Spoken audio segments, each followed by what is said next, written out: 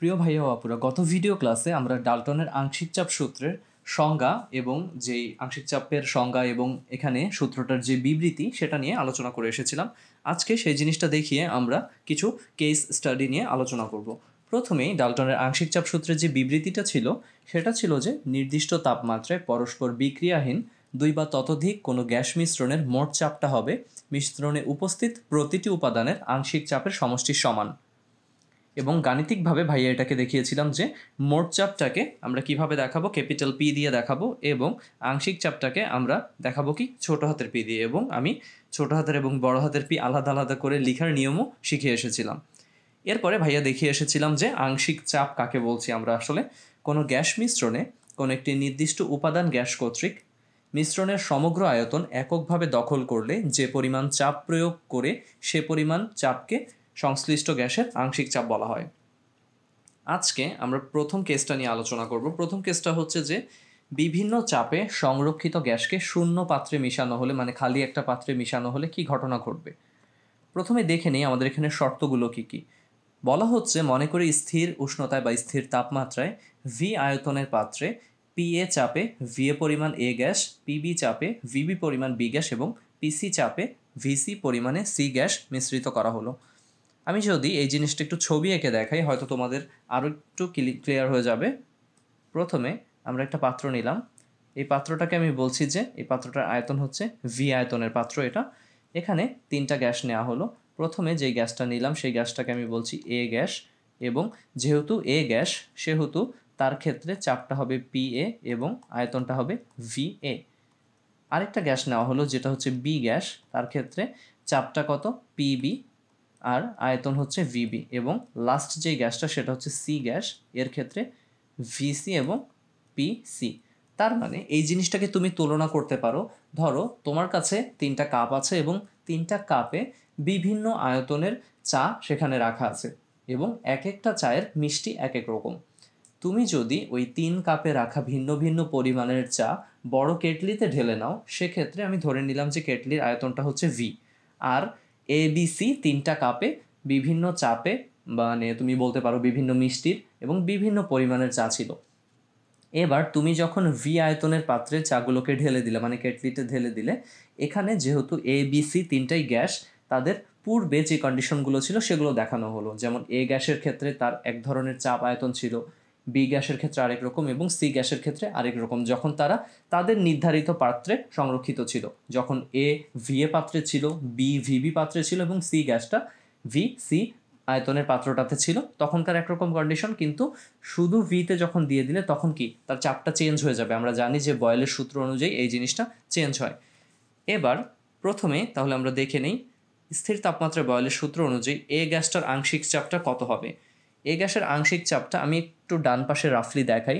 যে আমরা যদি বয়েলের সূত্রটা দেখি P1 V1 is equals two P2 V2, তাহলে এখানে আমাকে বলতে হবে যে প্রথমে যখন এ গ্যাসটা ওই ভি এ আয়তনের পাত্রে ছিল তার চাপটা ছিল পি এ এবং আয়তনটা ছিল ভি এ। পরবর্তীতে তার চাপটার পরিবর্তন হলো, তো পরিবর্তিত চাপটাকে আমি এফ এ দিয়ে প্রকাশ করলাম, বা তুমি ছোট হাতের পি এ দিয়ে প্রকাশ করতে পারো আংশিক চাপকে। আর ভি টুটা কি, ভি টুটা হচ্ছে এই যে ভি আয়তন, নতুন যে আয়তনটা সেটা। তাহলে এফ এ অথবা পি এ এর পরিমাণটা কত হবে, capital P A V A divided by V, এটা। এবং দেখো এটাই কিন্তু আমরা এখানে উল্লেখ করেছি। এবার পরবর্তী কাজটা কি, পরবর্তী কাজটা হচ্ছে ঠিক অনুরূপভাবে আমাদের বি গ্যাসটার আংশিক চাপ, যখন ভি পাত্রে গ্যাসটাকে নিয়ে নিলাম তখন আংশিক চাপটা F B is equals to PB VB divided by capital V. একইভাবে সি গ্যাসের আংশিক চাপ এফসি কত হবে, PC VC divided by V. আমি বারবার বলছি যে এই F A F B F C লেখা হয়েছে যাতে করে তুমি পি এ আর এখানেও পি এ থাকলে কি তুমি কনফিউজড হয়ে যাবে। কিন্তু খেয়াল করতে হবে এখানকার এফ এ কে তুমি যদি পি এ হিসেবে লেখো এটা কিন্তু ছোট হাতের পি হবে, আংশিক চাপ ছোট হাতের পি। তার মানে আমি যদি তোমাকে এখানে একটু ক্লিয়ারলি লিখে দেখাই, তুমি এইভাবে লিখতে পারো যে P A is equals to হচ্ছে capital P A V A divided by V. এভাবে তুমি লিখতে পারো, সমস্যা নেই। খেয়াল রাখবে যাতে করে তোমার এখানে যেই পিটা সেটা ছোট হাতের হয়, মানে সেটা আংশিক চাপকে ইন্ডিকেট করে। এবার আমার কথা হচ্ছে যে আমরা তিনটা গ্যাসের আংশিক চাপ পেয়ে গেলাম যখন তাদেরকে ভি পাত্রে রাখা হলো তখন। এবার ডাল্টনের সূত্র অনুযায়ী আমরা যদি মোট চাপটা বের করতে চাই কি হবে, মিশ্রণের মোট চাপটা হবে capital P is equals to তিনটা গ্যাসের আংশিক চাপের সমষ্টি F A, F B, F C.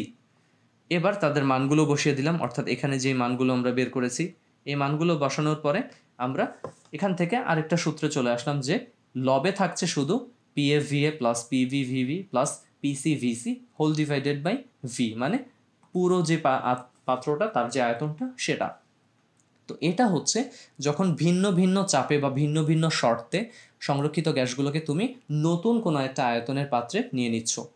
এবার এই কেস বা এরকম ধরনের ম্যাথগুলো যদি হয় তাদের ক্ষেত্রে কোশ্চেনগুলো কীরকম হতে পারে।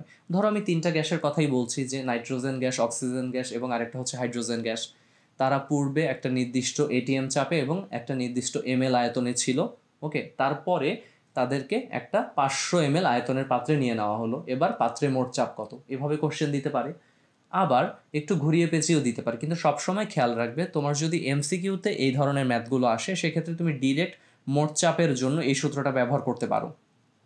কিন্তু যদি এটা সৃজনশীলে আসে আমি প্রেফার করব বা আমি বলবো সেটা হচ্ছে তুমি প্রথমে এরকম পৃথক পৃথক সূত্র অ্যাপ্লাই করে তাদের প্রত্যেকের আংশিক চাপের মানটা বের করে ফেলো, এরপরে তিনটা মানকে যোগ করে দাও। এটা আর একটু সহজ হয় এবং ভুলের সম্ভাবনাও কম থাকে। এবং কিছু কিছু কলেজে দেখা গেছে যে সৃজনশীলে যদি তুমি ডিরেক্ট মোট চাপের এই সূত্রটা ইউজ করো এই কেসটাতে, কেস 1-এ, তাহলে টিচাররা 1 মার্ক বা 2 মার্ক কেটে দিচ্ছে। তো আমি বলবো যে তুমি সৃজনশীলে ম্যাথটা আসলে পৃথক পৃথকভাবে আংশিক চাপগুলো বের করে নাও, এরপরে তুমি আংশিক চাপের মানগুলো যোগ করে মোট চাপটা বের করো। এটা হচ্ছে তাহলে আমাদের ছিল কি প্রথম যেই কেসটা সেটা। এরপরে চলে আসছি আমাদের সেকেন্ড কেসটাতে। কেস 2-তে আমরা দেখতে পাচ্ছি যে এখানে ভিন্ন ভিন্ন চাপে ভিন্ন ভিন্ন পাত্রে রক্ষিত গ্যাসকে সূক্ষ্ম বা সরু নল দ্বারা সংযোগ করা হলো। এবার কি ঘটনা ঘটবে, তাহলে এখানে যে শর্তটা দেখানো হচ্ছে এটাও আমি একটা চিত্রের সাহায্যে ব্যাখ্যা করি, তাহলে তোমাদের কাছে ইজি হবে জিনিসটা। প্রথমে এখানে বলা হচ্ছে যে ভি এ আয়তনের পাত্র, তাহলে এটাকে আমি ধরো বলছি ভি এ আয়তনের পাত্র এবং এই পাশে আরেকটা পাত্র আছে তাকে বলছি ভিবি আয়তনের পাত্র, তাই তো। তাহলে এখানে পি এ চাপে এ গ্যাসটা আছে আর আয়তনটা কত ভিএ, আর এখানে বি গ্যাসটা আছে, এই পাত্রের আয়তন হচ্ছে ভিবি এবং পাত্রের চাপটা হচ্ছে পিবি। এখানে স্টপ কক দিয়ে আটকানো আছে, কিন্তু তুমি যখন স্টপ ককটাকে খুলে দেবে তখন কি হবে, এ পাত্রের গ্যাস বি পাত্রে যাবে আর বি পাত্রের গ্যাসটাও এ পাত্রে আসবে। তার মানে এ গ্যাসটা পুরো দুইটা আয়তনই দখল করবে, অর্থাৎ ভিএ এবং ভিবি দুইটা পাত্রের আয়তনই দখল করে ফেলবে।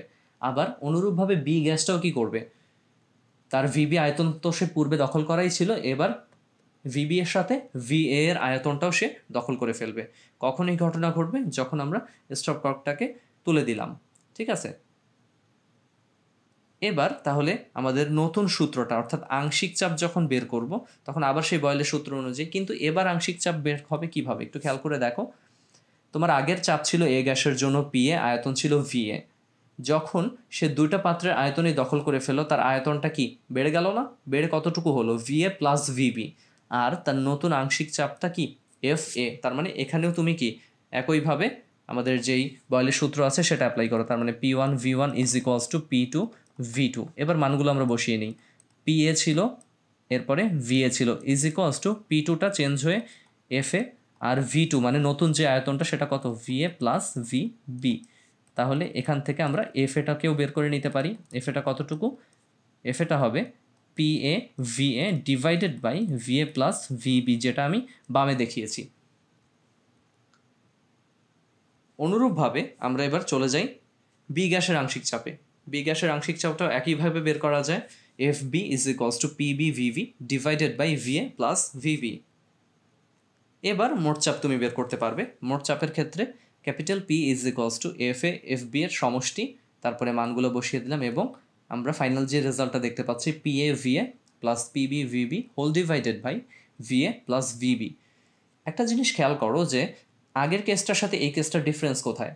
আগের কেসে একটা নির্দিষ্ট আয়তনের পাত্রেই আমি ভিন্ন ভিন্ন শর্তে রাখা গ্যাসগুলোকে নিয়ে এসেছিলাম এবং পাত্রগুলোর ক্ষেত্রে যখন আমি ওই পাত্রটার ক্ষেত্রে যখন আমি ভিন্ন ভিন্ন গ্যাসগুলোর আংশিক চাপ বের করেছি সবার ক্ষেত্রে এই যে হরে যেই আয়তনটা ছিল সেটা কি ওই পাত্রের আয়তন ক্যাপিটাল ভি হয়ে গেছিলো। এবার ঘটনাটা কি? এবার ঘটনাটা হচ্ছে এখানে সরু নল দিয়ে দুইটা পাত্রকে যোগ করা হয়েছে, এই জন্য VA প্লাস VB। কারণ গ্যাসগুলো কি করবে? পুরো পাত্রের আয়তন দখল করে ফেলবে, নল দ্বারা সংযোগকৃত নতুন পাত্র। এখানে যদি আমি নল দিয়ে আরেকটা পাত্র লাগাতাম, সি পাত্র বা সি গ্যাস, সেখানে যদি VC আয়তন থাকতো, তাহলে কি ঘটনা ঘটতো? তখন এখানেও কি আবার চেঞ্জ চলে আসতো, ঠিক আছে? FA ইজ ইকুয়ালস টু তখন হতো PA VA divided by VA plus VB plus VC। অর্থাৎ যতগুলো নল দিয়ে যতগুলো পাত্র বাড়বে তাদের পুরোটার কি নল খুলে দিলে তাদের সবার আয়তনটাই কি হরে চলে আসবে, অর্থাৎ তোমার যে গ্যাসটা সেটা কি পুরো আয়তনে ছড়িয়ে পড়বে। এটাই হচ্ছে কেসটা, এই জিনিসটা খেয়াল করতে হবে। এবং এই কেসটাতে ম্যাথ কীভাবে দিতে পারে? আগের মতন কোশ্চেন করতে পারে যে ধরো এ পাত্রে অক্সিজেন গ্যাস আছে এবং বি পাত্রে ধরে নিলাম আমরা নাইট্রোজেন গ্যাস আছে এবং তারা পরস্পর বিক্রিয়া করছে না, এবং প্রথম পাত্রে অক্সিজেনের একটা চাপ ছিল, একটা নির্দিষ্ট আয়তন ছিল এই পাত্রটার। পাশের বি যেই পাত্রটা তারও একটা নির্দিষ্ট আয়তন আছে এবং ওই পাত্রেও নাইট্রোজেনের একটা নির্দিষ্ট চাপ আছে। যখন স্টপ কর্ক তুমি খুলে দিলে তখন তারা কী করলো? পরস্পরের সাথে মিশে গেল। এবার পাত্রের মোট চাপ কত? তাহলে আগের মতন সিস্টেম, আমরা প্রথমে আংশিক চাপ দুটো বের করে নেব, করে তারপরে যোগ করব। আর MCQতে আসলে ডিরেক্ট এই সূত্রটা দিয়ে মোট চাপ বের করে নেওয়া যায়। এরপরে আমরা চলে আসছি ডাল্টনের সূত্রের প্রতিপাদনে। ডাল্টনের সূত্রের প্রতিপাদনের ক্ষেত্রে আমি এই সূত্রের প্রতিপাদনটা, অর্থাৎ আমরা যেই প্রথম স্লাইডটাতে দেখে আসলাম capital P is equals to P1 plus P2 plus P3 dot dot dot Pn, তার মানে মোট চাপ হচ্ছে আংশিক চাপগুলো সমষ্টি, এই সূত্রটা এখানে প্রমাণ করব। তাহলে আমরা দেখে নিই, এখানে মনে করি নির্দিষ্ট তাপমাত্রায় V আয়তনের পাত্রে পরস্পর বিক্রিয়াহীন একাধিক গ্যাস মিশ্রিত করা হচ্ছে, যেখানে তাদের মোল সংখ্যাটা হচ্ছে N1 N2 N3, এবং মিশ্রিত করার পরে তাদের আংশিক চাপটা যথাক্রমে কত? P1 P2 P3। এবার আমি যদি এটাকে একটা ফিগার দিয়ে দেখাই তাহলে কীরকম দাঁড়াচ্ছে একটু খেয়াল করে দেখো। এটা হচ্ছে সেই নির্দিষ্ট আয়তনের পাত্র V, এখানে আমি একটা গ্যাস দিচ্ছি N1 মোল, আরেকটা দিলাম N2 মোল, এবং লাস্ট যে গ্যাসটা দিলাম সেটা হচ্ছে N3 মোল। এটাকে আমি 1 নম্বর গ্যাস বলতে পারি, এটাকে 2 নম্বর গ্যাস, এটাকে 3 নম্বর গ্যাস বলতে পারি। তো এখানে মোল পরিমাণ চলে এসেছে এবং প্রতিটা গ্যাসের কি আংশিক চাপ আমাদের পরবর্তীতে অর্থাৎ মিশানোর পরে যে আংশিক চাপটা সৃষ্টি হলো সেটার নাম বলা হচ্ছে এখানে স্মল P1 P2 P3। তাহলে আদর্শ গ্যাসের যে সমীকরণটা ছিল PV is equals to nRT, সেটা অনুযায়ী প্রথম গ্যাসটার ক্ষেত্রে আমাদের সূত্রটা কি দাঁড়াচ্ছে একটু খেয়াল করে দেখি আমরা। সূত্রটা দাঁড়াচ্ছে P1V, মানে নতুন যে চাপটা V পুরো পাত্রের যে আয়তনটা, ইজ ইকুয়ালস টু N1, কারণ মোল পরিমাণ 1 নম্বর গ্যাসের হচ্ছে N1, আর T। এখান থেকে P1 বের করা যায়, P1 is equals to N1 RT divided by capital V। এটা হচ্ছে 1 নম্বর সমীকরণ। অনুরূপভাবে দ্বিতীয় গ্যাসের জন্য P2 ইজ ইকুয়ালস টু কি? N2 RT divided by V। V constant, কারণ এই পাত্রটার আয়তন তো পরিবর্তনশীল নয়। আর কনস্ট্যান্ট, মোলার গ্যাস ধ্রুবক দেখে টেম্পারেচার কনস্ট্যান্ট, কারণ একটা নির্দিষ্ট তাপমাত্রায় আমি ঘটাচ্ছি জিনিসটা। 3 নম্বর গ্যাসটার জন্য কি হবে? P3, স্মল P3 খেয়াল করবে, মানে আংশিক চাপ বোঝাচ্ছি। P3 is equals to N3 RT divided by V। গ্যাসগুলো যখন আমি মিশ্রিত করি, মিশ্রিত করার পরে আমি যে মোট চাপটা পাই, এই মোট চাপটাকে আমি বলছি ক্যাপিটাল P। এটা কিন্তু আলাদা কেস, উপরে 3টা থেকে আলাদা। গ্যাসগুলোকে যখন মিশ্রিত করছি এই V আয়তনের পাত্রে, তাদের মোট চাপটা দাঁড়াবে, অর্থাৎ 3টা গ্যাস মিলে পাত্রের দেয়ালে যে চাপ দেবে সেটা হচ্ছে P, এবং তার মোল পরিমাণটা হবে N RT divided by V। এবার খেয়াল করে দেখো, আমরা যদি উপরের 3টা সমীকরণকে যোগ করি তাহলে কি ঘটনা দাঁড়াবে? বাম পাশে থাকছে এখানে এই যে P1 P2 P3, আর ডান পাশে থাকছে হচ্ছে N1 RT by V, N2 RT by V, N3 RT by V। এখান থেকে N1 N2 আর N3-কে যোগ আকারে লিখেছে কখন? যখন RT বাই V-কে কমন নেই আমি। এবার N1 plus N2 plus N3, এই 3টা মোল পরিমাণের সমষ্টি হচ্ছে কি? Small n। কেন? কারণ আমরা এই পাত্রে এই 3টা গ্যাসই মিশালাম, মেশানোর পরে তাদের মোট মোল পরিমাণটা কত হচ্ছে? তাদের মোট মোল পরিমাণটা হচ্ছে n পরিমাণ, যেটা N1 N2 এবং N3 এর সমষ্টি। এবার আমরা এটাকে বলছি সমীকরণ 4। সমীকরণ 4 এটাকে তুমি বলতে পারো। তাহলে ঘটনাটা কি দাঁড়াচ্ছে? ঘটনাটা দাঁড়াচ্ছে যে আমরা এখানে দেখতে পাচ্ছি যে P1 P2 P3 is equals to nRT by V। আবার তুমি এখানে, আচ্ছা এটাকে আমি নাম্বার দিয়েই দিই, যেটাকে আমি 4 নাম্বার বলছি। তাহলে এটা অনুযায়ী তুমি কি এই লাইনটা পেয়ে যাচ্ছ, কি সেটা, যে আমরা বলতে পারি যে nRT বাই ভি, এই ভ্যালুটা হচ্ছে ক্যাপিটাল পি, এই যে এখানে লেখা হয়েছে ক্যাপিটাল পি। তাহলে সূত্রটা কি দাঁড়ালো? সূত্রটা দাঁড়ালো capital P is equals to P1 P2 P3 plus dot dot dot, মানে তুমি যদি এখানে আরও গ্যাস অ্যাড করো সেক্ষেত্রে তো তুমি এখানে চাইলে এই অংশটাকে বাদও দিতে পারো, কারণ আমরা যেহেতু 3টা গ্যাস নিয়ে কাজ করছি, বা এখানকার ডট ডটটাও বাদ দিতে পারো। তাহলে যেহেতু 3টা গ্যাস নিয়ে কাজ করছি, 3টা গ্যাস নিয়েই আমরা সূত্রটা প্রতিপাদন করলাম। তাহলে ডাল্টনের যে সূত্রটা আমরা বিবৃতিতে শিখে এসেছিলাম, যে নির্দিষ্ট তাপমাত্রায় পরস্পর বিক্রিয়াহীন 2 বা ততোধিক গ্যাস মিশ্রণের মোট চাপটা কি হবে, তাদের প্রত্যেকের আংশিক চাপের সমষ্টি সমান। তার মানে capital P is equals two small p1 p2 plus p3, এই 3টা সমষ্টি। এবং এই ডাল্টনের সূত্রের প্রতিপাদনটা আমাদের কিন্তু মাঝে মাঝে প্রয়োগমূলকে আসতে দেখা গেছে বিভিন্ন কলেজে। তো এই জিনিসটা, এই প্রতিপাদনটা আমরা শিখে রাখবো। তুমি N1 N2 A3 না দিয়ে NA NB NC দিয়েও কাজটা করতে পারো। সেক্ষেত্রে ABC বললে গ্যাসগুলোর নাম, এখানে যেমন আমি বলেছি 1 2 3 এগুলো হচ্ছে গ্যাসের নাম। তো আজকের ভিডিও ক্লাসে আমরা কি শিখলাম? ডাল্টনের আংশিক চাপ সূত্র, এবং সেই সূত্রের 2টা কেস শিখলাম, যেই 2টা কেস অনুযায়ী আমাদের ম্যাথ দিতে পারে, এবং ডাল্টনের সূত্রের যে প্রতিপাদনটা সেটা শিখলাম। এখন আরেকটা কেস নিয়ে আমরা আলোচনা করব নেক্সট ক্লাসে। আবার এই কেসটা দিয়েও কিন্তু ম্যাথ করা পসিবল। কিভাবে ম্যাথ করা পসিবল একটু খেয়াল করে দেখো। তুমি এখানে প্রতিটা গ্যাস অনুযায়ী তাদের আংশিক চাপগুলো বের করেছো, তাই তো? এই আংশিক চাপ বের করতে তোমার কি কি লেগেছে? ওই গ্যাসটার মোল পরিমাণ লেগেছে, আর মুখস্থ আমাদের টি কি, টেম্পারেচার দেয়া থাকবে ফিক্সড সবার জন্য, ক্যাপিটাল ভি কি, পাত্রের আয়তন শুরুতেই দেয়া থাকবে 1 লিটার বা 0.5 লিটার এরকম। তাহলে শুধু মোল পরিমাণ দেওয়া থাকবে, আর বাকি জিনিসগুলো দেওয়া থাকলে আমরা কি করতে পারবো? গ্যাসগুলোর যে সংশ্লিষ্ট গ্যাসগুলো তাদের আংশিক চাপগুলো বের করতে পারবো। এরপরে কি, আংশিক চাপ 3টাকে যোগ করে দিলেই আমি কি পেয়ে যাব? আমি মোট চাপটা পেয়ে যাব। তাহলে এই কেসটাকে, মানে ডাল্টনের সূত্র প্রতিপাদনের যে অংশটা, এটাকে আমি আলাদা কেস দেইনি, তবে তুমি এটাকে কেস 3 হিসেবে নিতে পারো। তাহলে পরবর্তী ভিডিও ক্লাস দেখার আমন্ত্রণ জানিয়ে আজকে এখানেই শেষ করছি। পরবর্তী ভিডিও ক্লাসে আমরা ডাল্টনের যেই আংশিক সূত্রের ম্যাথগুলো রয়েছে সেগুলো নিয়ে বিস্তারিত আলোচনা করব। তাহলে আজকে এই পর্যন্তই। আল্লাহ হাফেজ।